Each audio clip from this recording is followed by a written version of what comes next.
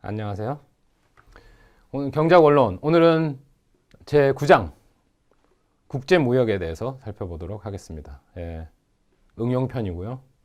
국제무역의 논리들을 후생경제학적 측면에서 사회후생이 어떻게 변화하는지, 어떤 식으로 국가 간의 이득을 얻을 수 있는지, 그리고 다른 그런 국제무역의 관점에서, 국제무역의 상황에서 정부가 경제정책을 폈을 때 어떤 식의 영향을 받는지에 대해서 살펴보는 것을 보겠습니다. 국제무역의 결정 요인. 국제무역, 무역이 없는 경우의 균형의 경우는 우리가 거래를 외국이랑 안 해요. 그냥 혼자 자급자족 하는 거죠. 자급자족 국내 생산과 자급자족 국내 소비를 하는 겁니다. 국내 생산자와 국내 수요자만 존재한다. 도메스틱 디맨드, 도메스틱 서플라이만 있는 거죠. 그러면 균형 가격과 수량, 국내 공급량과 국내 수요량이 일치하는 수준에서 균형이 결정되겠죠. 국내 수요, 국내 공급. 그냥 시장, 국내 시장인 겁니다. 국내 시장에서만 거래가 되니까. 외국 물건은 전혀 없으니까. 국내 공급량과 국내 수요량이 일치하는 지점에서 균형 가격과 수량이 결정된다. 그래서 후생 경제학적 측면에서 그 혜택, 그 이득의 합하면 소비자 잉여, 생산자 잉여의 합입니다. 국제경제, 그러니까 국내 경제에서는 국제적인, 그러니까 다른 나라의 상품들 수입하거나 수출하거나 아무것도 없기 때문에 그냥 국내 소비자 잉여, 국내 생산자 잉여를 합하면 사회 후생이 결정이 되는 거죠. 이건 이제까지 살펴본 모든 경우와 같습니다. 그죠? 후생경제학에서 살펴봤던 소비자 잉여, 생산자 잉여를 합하면 사회 후생이 결정된다. 국제무역이 없는 경우의 균형, 우리 계속 살펴보고 있었죠. 균형 거래량, 국내 수요, 국내 공급 만나가지고 타다 균형이 결정됐어요. 그러면 균형 가격, 균형 거래량, 뭐 P 스타로 많이 표현을 합니다. P 스타, Q 스타 결정됐어. 그러면 이 경우에 정부 정책이 없는 경우에 소비자 잉여, 생산자 잉여, 사회 후생, 우리 다 계산할 수 있었죠. 균형 가격 위로, 수요 곡선 밑으로 이 에어리어 소비자 잉여가 되겠고요. 공급 곡선 위로, 균형 가격 밑으로 생산자 잉여의 영역이 여기가 되겠고, 소셜 웰페어, 사회 후생은 컨슈머 서플러스에다가 프로듀스 서플러스를 합해가지고 결정이 된다. 국제무역이 없는 경우에 국내 시장의 균형과 거기에 따른 사회 후생의 합, 이렇게 살펴볼 수 있었습니다. 그러면 무역이죠, 무역. 무역 정책의 평가를 위한 질문을 한번 해본다는 거죠. 정부가 섬유의 수입과 수출을 자유화한다면 국내 섬유 가격과 거래량은 어떻게 변하겠는가? 섬유 수입과 수출을 자유화했어요. 그러니까 딱 바운더리를 열었어. 누구든 와서 공급해도 된다. 외국 기업이 다 들어와서 공급해도 되고, 우리 뭐 그러니까 효율적인 생산을 하고 있다면 우리가 나가서 팔아도 된다. 닫혀 있는 경제, 클로즈드 이코노미에서 오픈 이코노미라고 하죠. 수입과 수출이 자유화됐어요. 자유무역이 된 거죠. 무역 자유화 조치로 누가 이득을 볼 거냐? 누가 손실을 볼 거냐? 근데 그러면 국가적으로 이득보다 손실이 클 거냐? 국제무역을 할 거냐 안 할 거냐라는 거죠. 이득이 있어야 국제무역을 하게 되겠죠. 그러면 새로운 무역정책 수단으로 관세를 부과해야 하느냐까지 우리가 고민을 해봐야 될 문제입니다. 그러니까 첫 번째로 트레이드가 오픈됐을 때, 수출과 수입이 자유화됐을 때 국내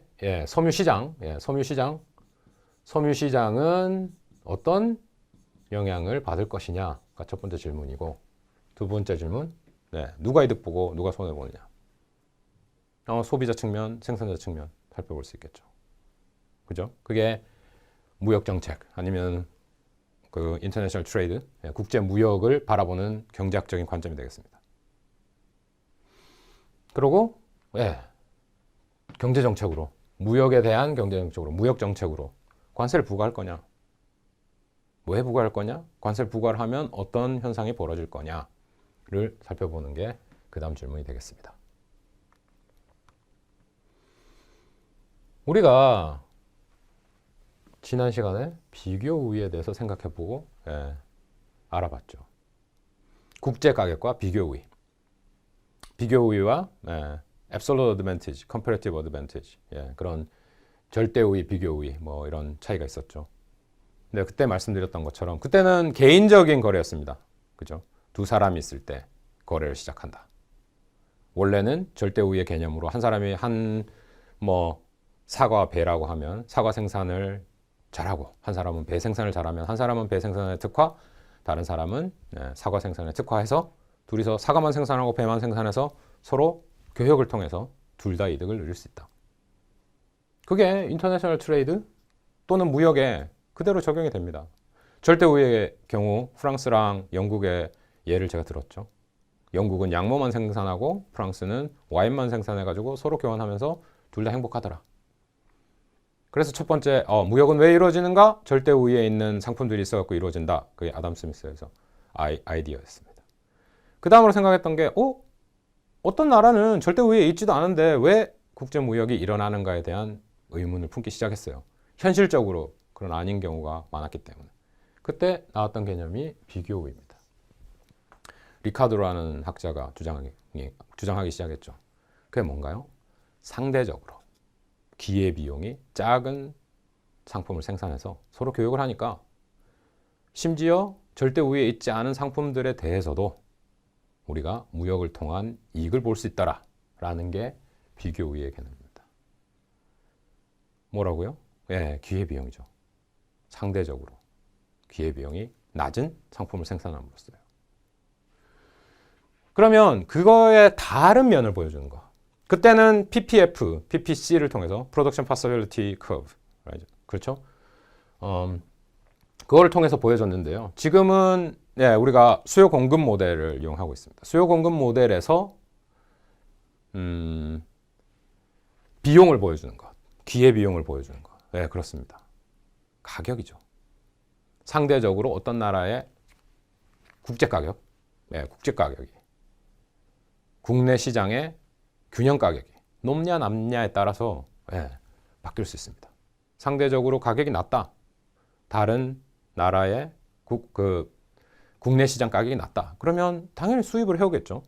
환율이 고려돼야 됩니다만 환율을 고려해서 어떤 상품이 싸다면, 상대적으로 싸다면 우리 수입을 해오겠죠. 그 가격에 수입해 와가지고 파는 것만으로도 이득을 누릴 수 있으니까요. 그래서 국제 가격. 그럼 이제 예시가 이렇습니다. 가정이 이렇습니다. 우리나라만 딱 국제 무역을 안 하고 있었어요. 근데 바깥에 전 세계적으로 형성된 가격, 국제 가격, 월드 프라이스, 세계 시장에서 형성된 가격이 있어요. 세계 시장에서 형성된 가격이 국내 가격보다 낮다. 그럼 뭘 해야 될까요? 어마어마하게 많은 양이 생산되고 거래되고 있어요. 그럼 그 중에 일부를 우리가 사오면 되죠. 사와서 국내 시장에 팔면 그것만으로도 이득을 얻을 수 있습니다. 그럼 국내 가격이 국내 시장에서 재화의 기회비용이 되겠죠. 이 기회비용을 비교해가지고 국내 균형 가격이랑 국제 가격을 비교해서 누가 비교 우위가 있는가? 다른 나라들이 비교 우위가 있느냐? 상대적으로 가격이 싸냐? 우리나라 가격이 더 싸냐? 우리나라 가격이 더 싸다면 교역을 안 하고 있다가 우리나라 가격이 더 싸다면 우리나라 거 들고 가서 외국에 가서 팔아야겠죠. 그런 가격의 상대 가격의 차이, 국제 가격이랑 국내 가격의 차이, 그거 가지고 무역의 패턴을 결정할 수 있다는 겁니다. 그걸 보고 비교 우위가 있다라고 판단할 수 있는 거죠. 첫 번째로 우리가 봤던 모델은 생산 가능 곡선 PPF를 통한 비교였다면 지금은 균형 가격, 국제 시장에서의 균형 가격, 국내 시장에서의 균형 가격을 통해서 비교 우위를 판단할 수 있고 거기에 맞춰서 트레이드 패턴, 교육 상황이 벌어질 수 있다는 겁니다. 그러면 국내 가격이 국제 가격보다 낮아요. 그러니까 국제 가격이 높아. 그럼 어떻게 해야 되겠습니까? 외국에 나가면 비싸게 팔 수 있어요. 수출을 해야겠죠. 그렇지 않습니까? 우리나라 거 들고 나가서 외국 나가서 팔면 더 높은 가격에 높은 가격을 받을 수 있어요. 그럼 왜 우리나라에서 팔아요? 가지고 나가서 팔아야죠. 그렇지 않습니까? 이 나라가 이거 이 상품의 생산에 있어서 비교 우위를 가지는 거예요. 그 반대로 국내 가격이 국제 가격보다 높다. 국제 가격이 국내 가격보다 낮다. 국내 가격이 국제 가격보다 높다. 국내 가격이 높아. 그러면 외국 나가서 싼 물건 사서 우리나라 와서 팔아야겠죠. 수입을 한다는 겁니다. 수입. 쉽죠? 그 흐름은 되게 간단합니다. 다른 나라들, 외국에 있는 나라, 외국들이 비교 우위를 가지고 있다. 생산에 있어서 비교 우위를 가지고 있는 거죠. 비교 우위를 가지고 있으니까 가격이 더 싸다는 겁니다. 국제 가격이 싼 경우에 수입을 하고 국제 가격이 비싼 경우에 수출을 하고 흐름은 이해하셨으리라 봅니다. 그러면 어떤 경우에 승자고 어떤 경우에 패자가 될까요? 무역의 승자와 패자, 국제 무역이 수출국에 미치는 영향을 살펴보겠습니다. 국제 무역이 이전에 국내 가격이 국제 가격보다 낮다. 그러니까 국제 가격이 더 높은 거죠. 그러면 어떻게 되겠습니까? 우리가 생산해서 팔게 되겠죠. 국제 가격이 높으니까 수출합니다. 수출하게 되고, 그러니까 교역이 시작됐어요. 트레이드가 오픈됐어요. 그러면 국내 가격이 국제 가격과 같아진다? 왜요? 왜 이렇게 될까요? 더 많은 생산자들이 우리나라에서 팔지 않고 외국에 나가서 팔려고 합니다. 그러면 국내의 공급량은 줄어들고 수출량은 늘어나겠죠. 언제까지? 외국 가격하고 국내 가격이 일치될 때까지. 그렇지 않습니까? 논리적으로. 그래서 그때까지 계속 생산자들이 외국에 가서 팔게 된다는 거죠. 왜요? 국내보다 국외의 시장이 훨씬 더 넓습니다. 그래서 국외에 가서 계속 팔다 보면 국내에 공급량이 떨어지게 되고 공급량이 어느 정도까지 맞춰질 때까지 국내 시장의 균형 가격이 월드 프라이스랑 같아질 때까지 국내 공급은 줄어들고 수출량은 늘어나서 결국은 이렇게 된다는 거죠. 국내 가격이 국제 가격과 같아진다.